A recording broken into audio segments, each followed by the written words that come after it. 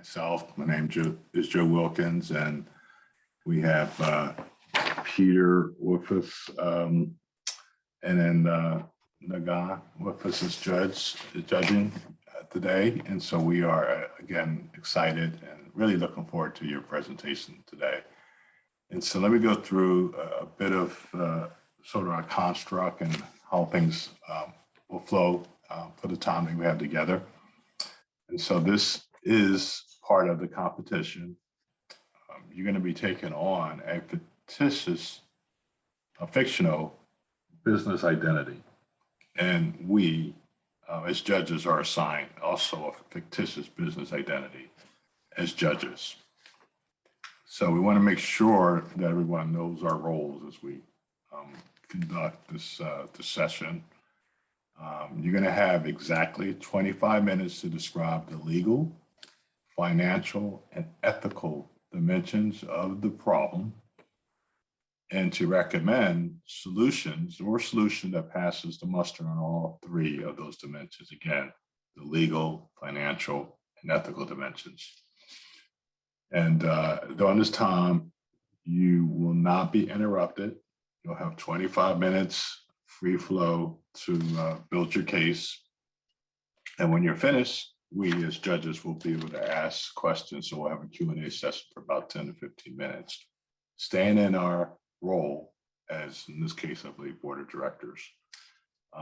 So with that, after those questions, Q&A questions in our role, we're going to switch out of our role to be more of a coach to you and provide some feedback and input to help you in your next session. So that's the agenda for our time together. Any questions at all? Okay, so I have 17 minutes, so I'm going to say 18 minutes. We're going to start the clock for 25 minutes from there, okay? And you may begin. Good evening, BIES US Board of Directors. We are ES Consulting, and we are here today to propose a solution to the ethical and sustainable issues concerning cryptocurrency. As you know, BIES is a cryptocurrency exchange business for 45 states. On your platform, users are able to buy, sell, and trade over 60 cryptocurrencies. BIES also offers the lowest trading fee at 0.01% and the security features with verification and educational resources that make it a great platform for crypto users. Now, the industry itself has reached a market cap of over $2 trillion in 2021, with over 300 million individual users and over 18,000 businesses around the world that accept crypto as a payment method. Cryptocurrencies are rapidly growing in popularity due to the anonymous transactions, minimum government supervision, and absence of third-party involvement, allowing transactions to happen quickly and at a cheaper cost. Along with the popularity, illegal affairs are also growing. One authority had estimated in 2021, $14 billion were related to illicit affairs. However, others have estimated it could easily be 4 times as much. Now, overall, this is only a small percentage of the crypto activity, but still a worrying amount. With crime growing every year, it can lead to series of events happening, such as hindering SDG number 8, Sustainable Development, Economic Growth, and SDG number 16 of Strong Institutions. There are 2 factors that hinder SDG number 8. The first, due to the already unstable and risky activity, if the risk of fraud, scams, and thefts are high, it will lead to low interest of level of participation. Second, the crimes affecting BIES customers will create tension and then further drain on the larger economy. The one factor that disrupts SDG number 16 is that as a business starts to take crypto as acceptable payment methods, they will start relying on it as well. With that said, if the economy were to crash due to illegal activities and lack of participation, some businesses that rely heavily on crypto payments will suffer greatly. The sustainability of BIES relies on its having customers in its future. To grow, it needs to have systems in place that allow for its users to trust BIES with their money. If BIES's customers are scammed out of their money on their platform, their customers will accept a form of recourse, rather than just the expectation that being defrauded is a possibility to be written off as a loss. Over the past 2 years, crypto scams have increased by 10-fold, and this issue will only get worse without intervention.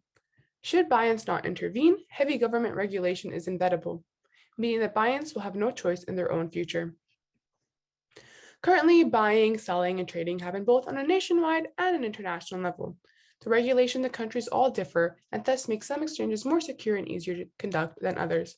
In the United States, regulations differ by states itself. Further, blockchain technology allows all transactions to be visible, but the individuals involved with those said transactions are not known. The provided anonymity creates a shield of criminal behavior to exist, such as ransoms, scams, and thefts, similar to tax evasions. Now, our solution consists of 3 initiatives that will work in tandem to provide crypto security, maintain user privacy, and coincide with Binance's mission of providing an infrastructure for cryptocurrency ecosystem. These implementations include adhering to security regulations for cryptocurrency, a 2-way registration system, and submitting user reports to the government for tax purposes. For cryptocurrency to become an acceptable part of the global economy, accountability is needed to prevent it from being a community that rewards the dishonest. So what ethical problems do we have? Binance allows the cash method for trading and hence supports anonymous buying of Bitcoin, which is also called as an anonymous buying method. You will not have to use your bank account or online wallet to make transactions. There are 2 sides of the ethical issue concerning cryptocurrencies. The first is that anonymity aspects of blockchain provide security and a shield for criminals. The second aspect is that if the anonymity aspect is completely removed, it will remove the sense of privacy present in democratic government. In recent years, the effective anonymity of cryptocurrencies has also been used for criminal activities. Although blockchain has the ability to restore personal control over data, it could also have the effects of consolidating and codifying the control of certain entities over information and personal data due to the immutability nature of this technology. The crypto world was designed to operate outside the regulation and the law. Anonymity makes it more difficult for the law enforcement agencies to identify the culprits. Scams and stolen funds are the most significant criminal activities. Scamming revenues rose 82% in 2021 to 7.8 billion worth of cryptocurrencies stolen from victims. Binance CEO also warned of a massive phishing scam via SMS targeting the cryptocurrency exchange. Stolen funds has also increased by 3,035% in 2020. In 2021, that figure rose another 1,330%. Exploit the vulnerable with the allure of getting rich quickly. The scammers will send victims a text message with a link to cancel withdrawals, leading users to a malicious website to steal their login credentials. The Money and Mental Health Policy Institute also said that those with mental health problems were in danger of losing money or sensitive personal information to scammers. Poor people and the people with mental health problems who do not have trading and cryptocurrency experience and are attracted by a quick and a simple method to earn money, they may lose their life savings to cryptocurrency scams. You may be wondering about what legal issues are part of this problem. Well, let me explain. As the new industry experiencing extreme growth, there exists a need to apply rules and regulations to it, but it's not clear who regulates it and where it falls within the existing legal frameworks. Currently, there's a debate about what crypto is and how it should be regulated. The SEC argues that it should be a security under its jurisdiction, and by distributing tokens without its permission, crypto investors are breaking SEC regulations. However, crypto firms and investors argue that instead crypto tokens are a commodity and need not be registered with the SEC, therefore not breaking any laws. So while there are no laws that have clearly been broken as of right now, government intervention is becoming increasingly common and is likely that in the future, stricter laws will the power of exchanges.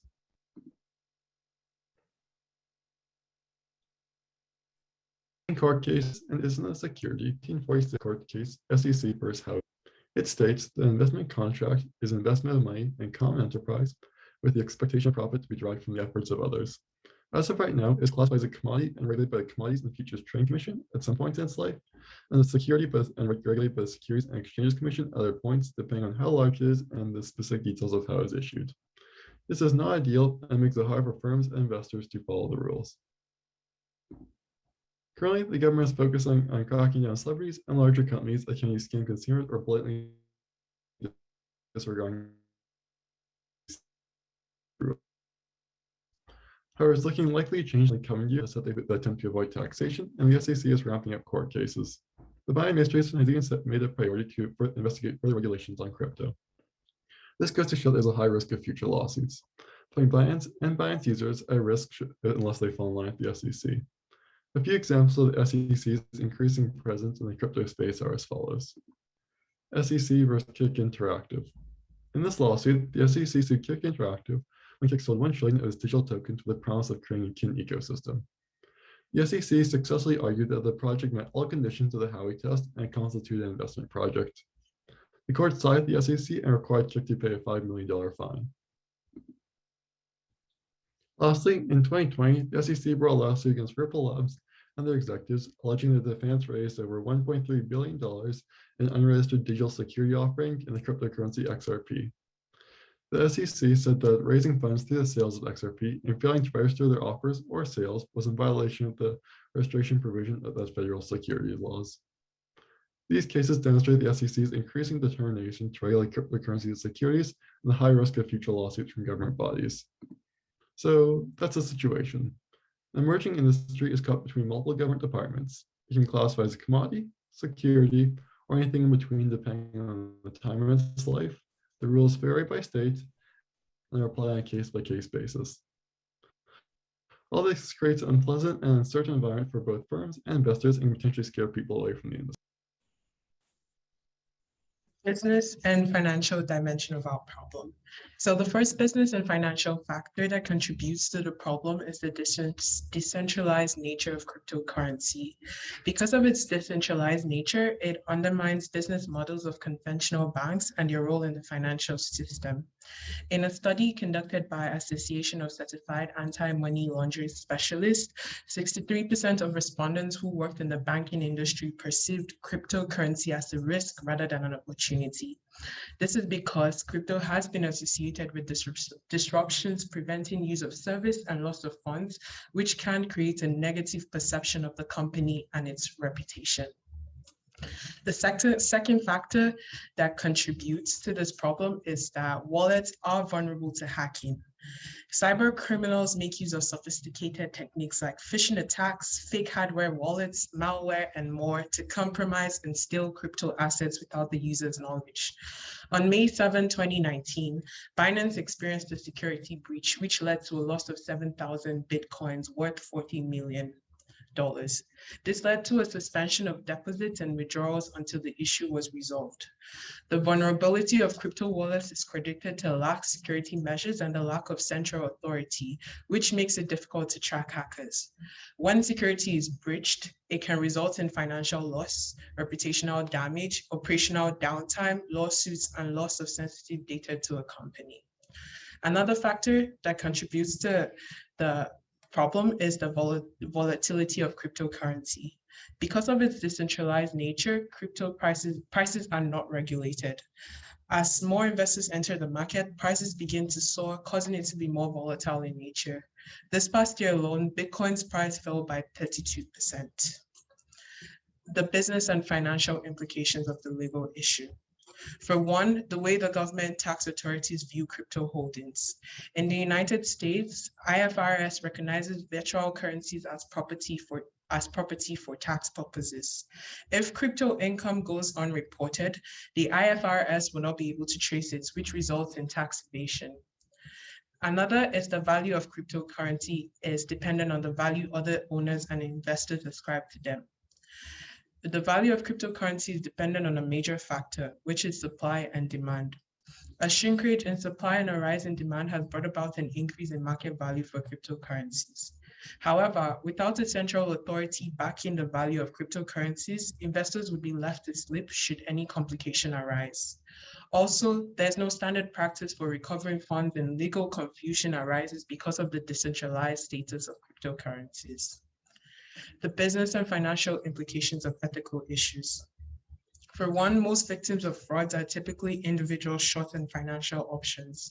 Cryptocurrency scams are becoming increasingly common due to its increase in popularity. Crypto scams occur in different forms, including bogus websites, Ponzi schemes, romance scams, and job scams. Also, upgrading security is expensive. Although upgrading cybersecurity might be expensive, the cost of a cyber attack is much higher. In a report conducted by Zanamalikos, the monetary loss from cybercrime is estimated to be approximately 945 billion in 2020. Another is the lack of transparency. As more cryptocurrencies appear in the market, demand for transparency is on the rise. This results in a distrust between company and clients, which in turn affects the company's goodwill negatively.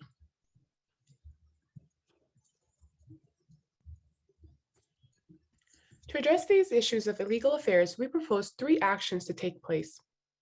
The first action we suggest is that Binance treats tokens and transactions as if they were securities.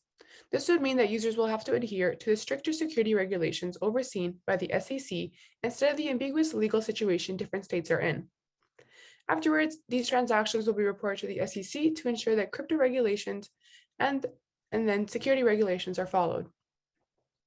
The second action we suggest is that you create an optional feature that will allow users to only participate in transactions where both ends show a similar verification that Binance users already have. Verification of Binance users decreases illegal actions committed on the Binance platform. However, it does not guarantee that users won't fall victim to other scammers. Implementing a 2-way registration will help further decrease these scams. Further, Binance is usually recommended to expert users. Providing more of a safe and secure platform will open it up to more intermediate level traders. The third action is that Binance requires all its users to submit their earnings of any amount through crypto to the IRS annually, so thefts such as tax evasions can be avoided. We can see the ethical dimension involved in these recommendations. For the first solution, Binance should follow the Association for Digital Assets Market with the Code of Conduct for digital assets that will be added to the existing laws and the regulations in order to bolster security and reduce market manipulation. To go hand in hand with anti-money laundering laws, Binance should only accept Know Your Client verified numbers. In order to invest in many coins, investors must first meet the Know Your Client regulations put in place by Binance. Therefore, pumps and dumps will be declined and become illegal. Submitting users' reports can help the tax authorities like CRA and IRS control and criminally prosecute those who evade taxes by using cryptocurrency. Tax evasion is generally considered an unethical practice because tax evaders take ownership of resources that belong to society. Our final recommendation is a two-sided verification method. Wallet will be registered to an individual, but privacy will be retained. User information will not be shared unless evidence of sufficient reason to believe illegal action is taking place. It will not be deliberately surveillancing participants' activities. As a result, the solution can resolve the conflict of private rights in a democratic government, but still avoid crypto criminal activities. You may be wondering about the legality of our solution. Well, let me dive more into depth on this. Our first recommendation is adhering to the SEC regulations and essentially treating the crypto market as a securities exchange. This will involve reporting transactions to them, changes to registering as trading platforms, adhering to market manipulation rules, and generally behaving more like traditional stock and bond marketplaces. This will clear any and all confusion about its classification for investors using the platform and make it easier to comply with government restrictions, easing some tension that has built up in recent years between crypto enthusiasts and the government departments charged with overseeing it. It is not only legal, but it will reduce the risk of future legal action by government bodies, saving money and time in the long run. Currently, there is not a clear procedure for filing taxes, and it is up to the user to properly track their transactions and report them. By automatically sending transactions and reporting earnings and losses to the IRS, it makes it easier to protect their customers from tax fraud accusations and keep them on the right side of the law. This would be entirely legal and function like many investment platforms like Wealthsimple do already, having most of the tax work behind the scenes instead of placing that burden on the users. Exchanges are already responsible for vast amounts of clients' personal information, so this is unlikely to be difficult for exchanges to do or cause any privacy issues since Binance already requires identity verification. All in all, these recommendations would serve to safeguard Binance and their users from future legal action from the SEC and preempt government-mandated regulation. For finance and business recommendation, Binance makes use of two encryption softwares, the Know Your Customer Data Encryption, whose major purpose is to reduce identity theft and fraud by identifying and verifying clients through face, ID, document, and biometric verification. This encryption procedure improves customer transparency and trust, increasing customer satisfaction, reduces money laundering and other scams by reducing fraudulent activities through identity verification, and reduces legal risk associated with cryptocurrency by improving compliance procedures. It also makes use of the AES 256 encryption, which is used to keep wallets secure and protected against hackers. It is virtually impenetrable and would take billions of years to break using current computing technology. Binance already practices a few of our suggestions, and so with the few changes we've suggested, the cost of implementing the solution should be low, making it financially feasible. On an average, a company spends 3.2% of its revenue on cybersecurity. So I'll be discussing how to implement our plan. So regarding our security regulation, old and new accounts will accept the new rules that we set and regulations, and the failure to follow these regulations will result in account suspension. If a user commits a financial crime, Binance will comply with governments to investigate their actions. And two-way verification is optional for users if chosen. And if chosen, both sides of the transaction must come from verified accounts. User information won't be displayed to anybody except for the legal authorities who have reason to believe that the account has been participated in illegal activities. And by investigating the blockchain ledger, the account can be traced through other wallets. And submitting user reports to the government for tax purposes will occur annually. So users will receive a Form 1099-B listing their gains and losses from their Binance account, and they can be filled into Form 1040 to clarify their trades to taxation bodies. And as for a timeline, it starts with the first 5 months being used to notify users of plan changes, as well as advertise to new clients looking for more security and a digital currency exchange. Binance will explicitly state their intent on keeping the user safe. And then over the following 4 to 5 months, Binance will implement our recommendations across the states. And there are three main risks with these recommendations. The first being privacy concerns.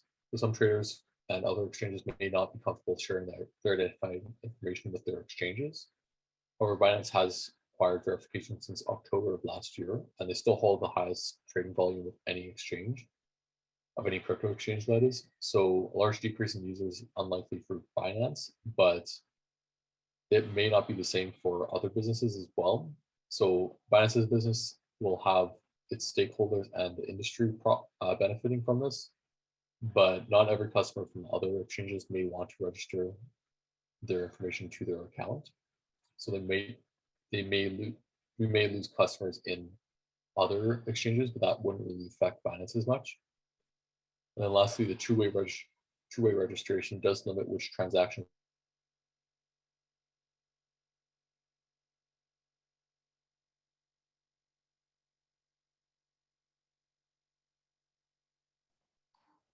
We lose you. I think so, but I will continue on. So lastly, our two-way registration does limit what transaction can be made. This can make their trade, but however, that option is optional. results and so we'll narrow it down, but not everybody has to use that feature. can you hear me at all? Yeah, okay. Yeah, you're back. We just mind starting on slide 45 right now, or on the We're still on the results one here? Yes. Okay, great. So our proposed changes would improve investor protection and increase oversight. It would also show that Binance is willing to take steps addressing their issues and convince governments that intervention is not necessary. This would protect Binance's vision of global monetary freedom. And as for our short-term sustainability, After implementing these security regulations, clients can be assured that their money is safe with Binance. They won't be susceptible to fraud, and anyone trading with Binance won't be protected by total anonymity, which would also discourage criminal activity. And lastly, these automated submission of trades to tax authorities would mean that tax evasion would become impossible when trading through Binance. And for long-term sustainability, Binance's increased security will improve the company's image as well as make the industry safer, encouraging other exchanges to adopt similar policies in favor of improved security for their clients. The verification of both sides is essential for protecting traders, as well as for pursuing those who steal from Binance's customers. It would also make it more difficult for money launderers to have multiple accounts with multiple wallets to send their money to their other wallets. This will also greatly impede the use of cryptocurrencies as a vector for laundering money. Government regulation is also inevitable, but if Binance aligns himself with the wants of governments, then the eventual regulation can be delayed or even lessened.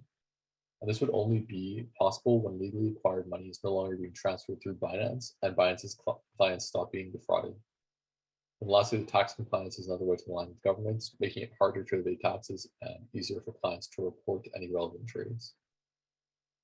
And for the unit's sustainability development goals, Binance becoming a more secure platform for trading will allow for more clients to use their services without the fears of losing money to bad actors. And then added security will also mean that crimes such as tax evasion will be harder to commit while using Binance. It will also make getting away with theft much harder to do. The required tax reporting will make it easier for Binance to collaborate with governments for tax purposes. And overall, our solution addresses the issues covered while meeting the UN Sustainability Development Goals. And thank you for your time. Are there any questions? Absolutely. Thank you so much. So thank you so much. And again, your time is ideal. You have about a minute or two left, but really good job with all the content and information that was shared. So thank you so much. Okay, so at this point, as a board, we have a number of questions, and so we'll kind of go around and hear from Peter and Nagam. And so who wants to start out first with any inquiry or questions or comments?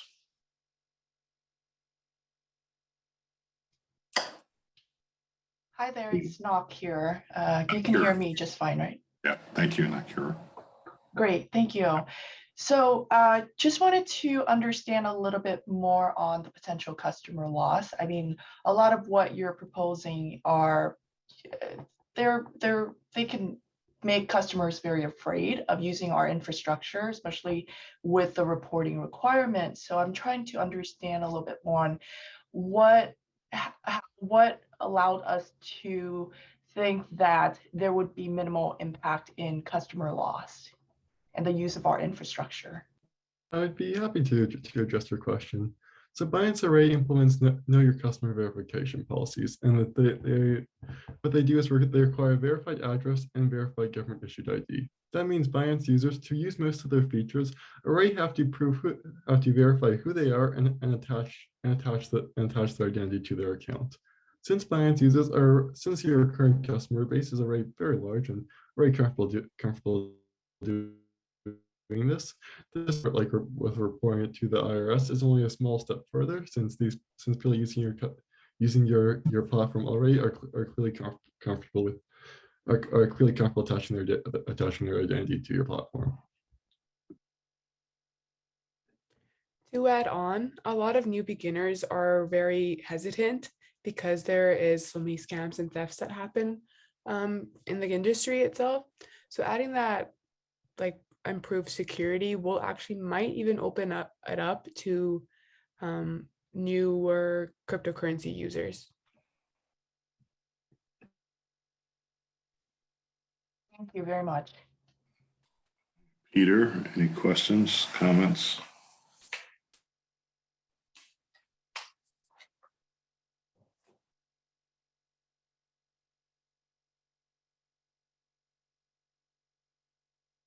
Are you there, Peter? Can you hear me? Now we can. Yep, we can hear you now. Oh, sorry. Sorry about that.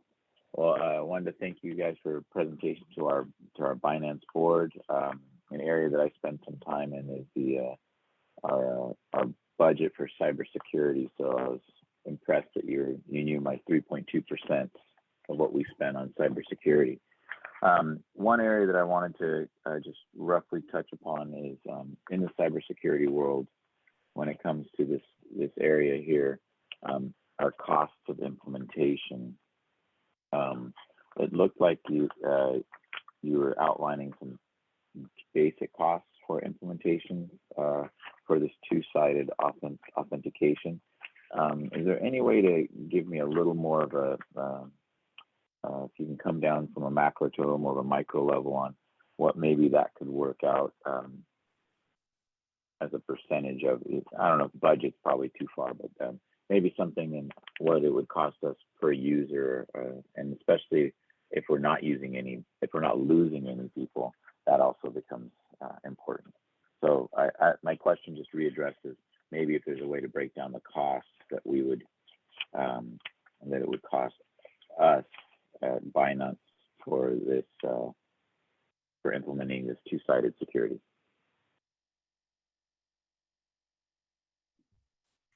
Binance, Oh, go ahead. My apologies. Binance already uses the security, but it usually typically costs around $200,000 on average for a US firm for cybersecurity. Just to add on to this, much of the work on Binance's side is already done. As you know, Binance already implements a know your client verification on their end. So this would be work that more so has to be done on the regulations side to ensure that there's a clear line of communications between other firms to ensure their know your client verification is on the same level Binance's. This would be less of a financial challenge and more of a cooperation and legal challenge per se, with working with other exchanges to verify that everything's working as we recommend.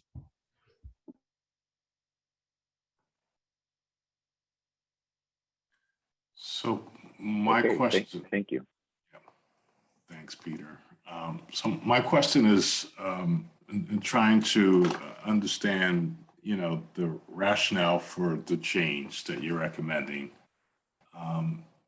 Is there a sense that if we do nothing, that the SEC, and I think you highlighted that the Biden issued a request to study this issue, and that there is going to be no doubt some future regulations by governments around the world and the globe? Is there a sense that if we don't do anything now, we're going to be at the mercy of regulatory authorities anyway?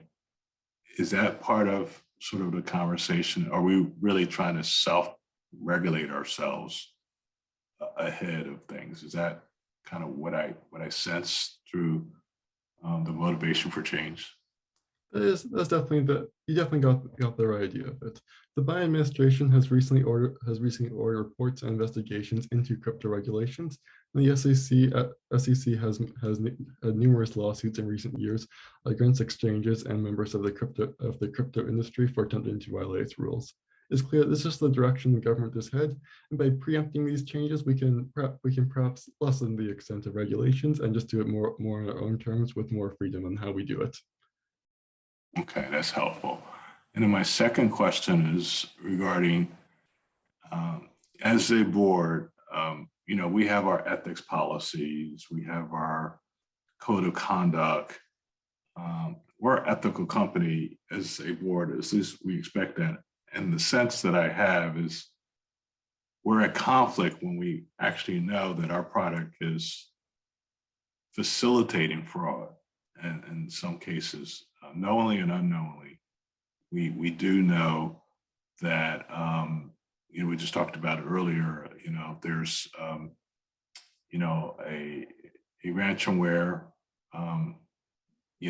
the client that's suffering needs to have a crypto account, and they work with us to do that. And that is, all that does is help creates demand, right, for this whole market to some sense. So give me a sense of of our own internal ethics that may be driving, again, these solutions and proposals.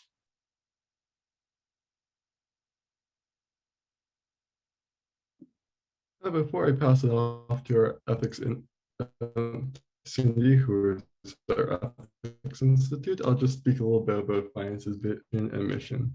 So Binance's mission is to be infrastructure of the global economy. This involves being completely in line with regulations, ensuring that all the clients are protected from tax fraud and accusations by the government, which is becoming increasingly a question in recent years with government reports and the SEC lawsuits. I'll now pass it off to Cindy to talk more about the ethical issues of this.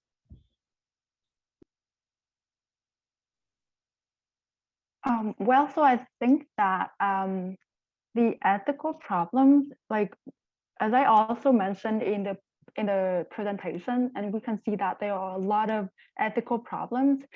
And for example, like the criminal activities, and it also affects the environment as well. So I think that there would be a lot of ethical companies and there would be a lot of ethics code of conduct that would be invented and support our implementation and solutions.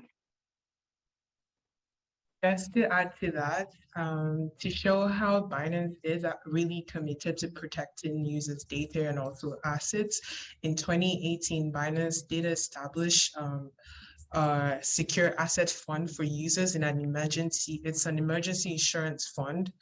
So it's basically, it was established so that if just to protect the users' funds in case of any hacking or any of that. Just like I mentioned, like in 2019, when their security was breached, they used this fund to give to users, and so users didn't lose the money. Okay, any other questions from anyone else? Yeah, I have a follow-up question to Peter's question, actually. So with the increase in compliance, and a lot of this is voluntary, so I anticipate that there could be more subpoenas if we are volunteering a lot of the information, and could open us up to other government agencies wanting to see a lot of our clients' information. So that would result in potentially increase in cost for compliance infrastructure or support staff. So just wondering what consideration was given into those costs, and just how do we scale with that increase in activities?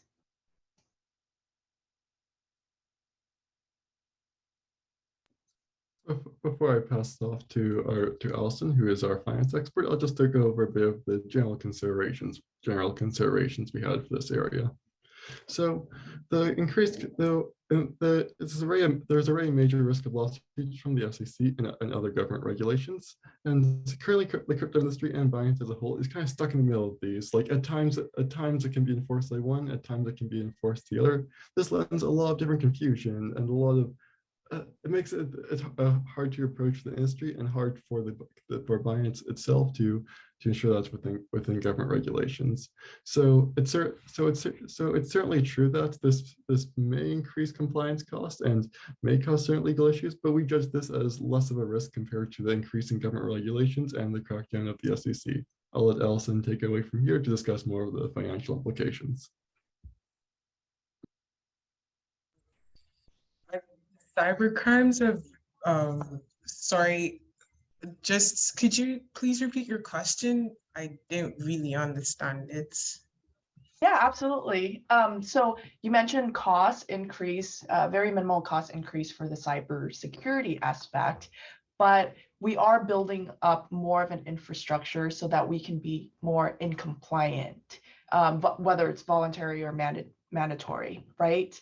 For example, if we are reporting tax information to the IRS, or we are doing more verification, what are the other cost consideration associated with establishing that infrastructure?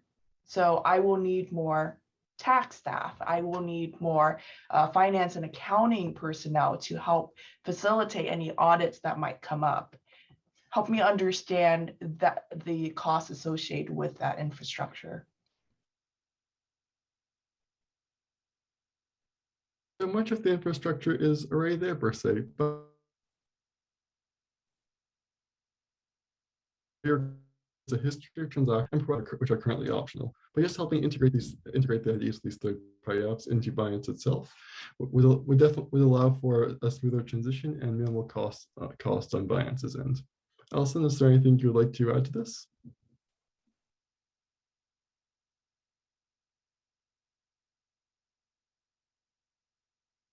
Not that I can think of right now. So I guess the final question, unless there's other questions, and then we'll move into the feedback and coaching. I've noticed that a number of global traditional banks have announced entering into the crypto marketplace, and I wonder if this team is aware of that activity and can provide some insight as to why that's the case.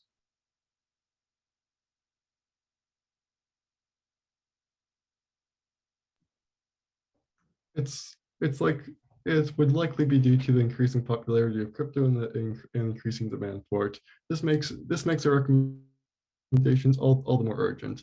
By making these cryptocurrency exchanges and Binance as a whole more open, more secure, ensuring that they're more safe to investors, it shows that they're just as safe to invest in as a normal bank and can prevent normal banks from encroaching on our territory per se, by showing that we're just as secure as them, and we will not get them in trouble with the law.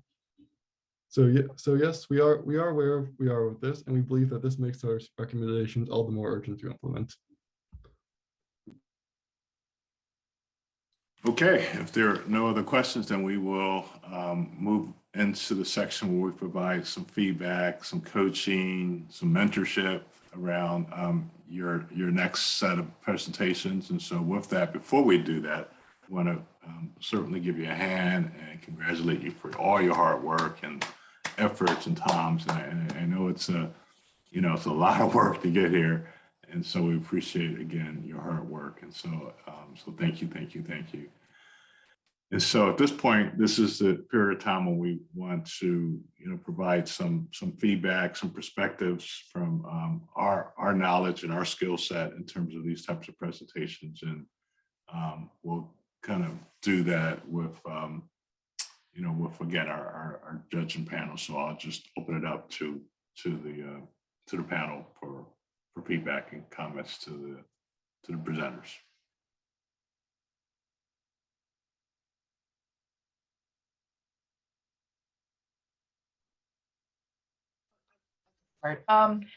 That was very good. Thank you so much. And you definitely know your topic very well.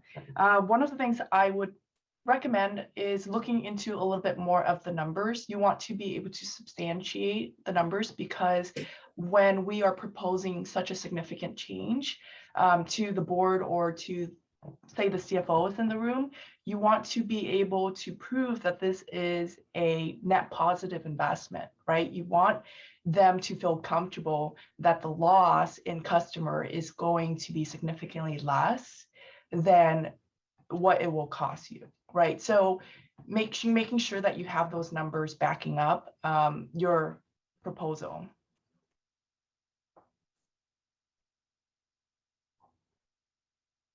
Thank you for your feedback. Peter, anything?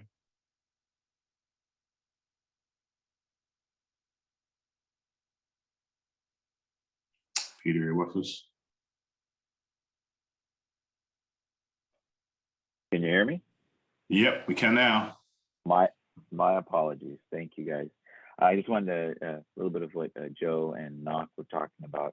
I know it takes a lot of work to get to this part, so congratulations on those efforts. And certainly, it's not the easiest, but it's super informative talking about these new cryptocurrencies and finding out what exactly this market is doing, as well as of course, all the ethical challenges that are coming up. So I want to applaud you guys for diving into this topic. We are truly blazing trails in this world every day. And so my comments, just along with the feedback, I wanted to say thank you on your presentation, the materials, the graphics, diagrams. They were easy to view and understand as you were making presentations. Sometimes some diagrams can be very hard to read, I should say, or hard to follow. So that was very helpful that was part of it. So thank you for that. On the presentation side, as you guys were, you were speaking to each topic clearly. I would say the one area that I'd like to try and ask, or just as you're working on this, is as you're transitioning from presenter to presenter. So it's good to I did some track when I was quite a few years ago, and the handoff is always good to kind of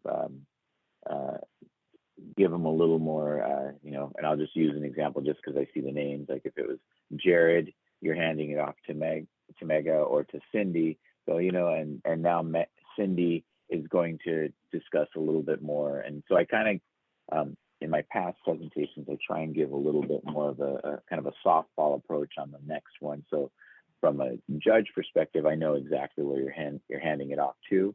And it just makes it an easier transition as a team. But overall, you guys did well in that regard. But I like to, I'd say a little bit more of a transition. It sometimes does acknowledge, and then let's see here. That was just one item that I would make a comment on. And as far as the subject matter, it appeared that you knew the subject matter well, although I will say it's ever changing. Every day, the crypto market, it keeps us on our toes. So as much as you know today, tomorrow we will, will be changed again. So thank you for knowing as much as you could on this specific topic, and especially, the ethical side of this is, it's a tough, this is a hot potato. So thank you guys for working on this one. And I really appreciate it. So thank you. Thank you so much for your feedback. Good. Thank you, Peter. Yeah, I echo strongly the comments that were just outlined. Again, namely, the decision to pick such a challenging and complex, challenging topic speaks well to you, because it is a highly ethical, this is an ethical case in a big way, and so, hats off to you for tackling this really challenging issue. And I hope that you continue this journey, because we need your help. we got to figure this out globally in terms of, this technology and the capability and how to harness it in a way that's not harmful. It's crucial that we are thoughtful and thought leaders around the future. And so I saw that develop, particularly in how you clearly identified the problem. 1, 2, 3, here's the problem. And then you, again, emphasize the recommended solutions, and they were all logical and all make sense. I appreciated, the time spent on the legal aspect of the issues and the ethical aspect of the issues. I think we all know that the financial perspective is critically important. So you do need to, articulate what's the return on investment for, this direction, and why is it worthwhile long-term for the enterprise to invest in these changes. And they're, we seem to think that they are insignificant, but, based on our experience, that's not the case. And a full review with the implications of the costs for this transformation will be crucial. And so I think, again, you're going to have to get more concise in the next round here tomorrow. I think you only have 10 minutes. So you're going to have to pick and choose you know, your high level bullets that you're gonna, you know, rapidly go through and get to the point of action is needed, and that time is limited for this change based on what's occurring in this industry. And so with that, I feel like, as everyone else, just tremendous effort to tackle one of the most challenging ethical issues we have brewing in our entire global economy that matters in a great deal. And so with that, I don't have any other comments. I want to thank you. Do you have any questions for us before we wrap up and send this over to Nancy at this point? I just have one quick question. So given that tomorrow's presentations will focus heavily on the ethical and sustainability aspects, is there anything you feel like we could clarify in these areas?